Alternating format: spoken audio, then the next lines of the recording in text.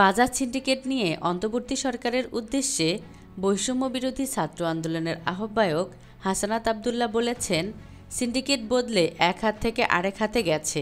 এটা বলার জন্য আপনি সরকার হন নাই, বরং এই সিন্ডিকেট ভাঙার জন্য আপনাকে বসানো হয়েছে। আমরা অন্তর্বর্তীকালীন সরকারের প্রতি আহ্বান জানাবো, দ্রুততম সময়ের মধ্যে কঠোর হস্তে এই সিন্ডিকেট ও বাজার ব্যবস্থা নিয়ন্ত্রণ করেন। সোমবার বিকেলে ফরিদপুরের সরকারি রাজেন্দ্র কলেজ মাঠে আয়োজিত ছাত্র সমাবেশের সমাপনী বক্তব্যে হাসানাত আবদুল্লাহ এসব কথা বলেন। হাসানাত আবদুল্লাহ বলেন, ৮ আগস্ট সরকার গঠন করার পর আজ জানুয়ারির ৬ তারিখ, এখন পর্যন্ত কিন্তু দৃশ্যমান একটি বিচারও আমরা দেখি নাই।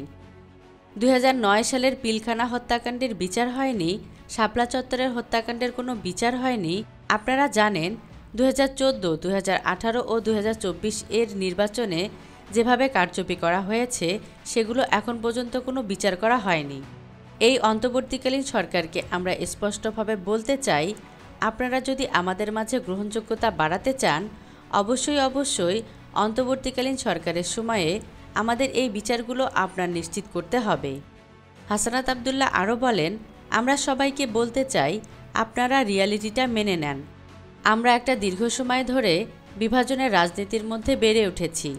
বিভাজনের রাজনীতির মধ্যে রেখে আমরা জাতীয় ঐক্যে কখনো পৌঁছাতে পারিনি।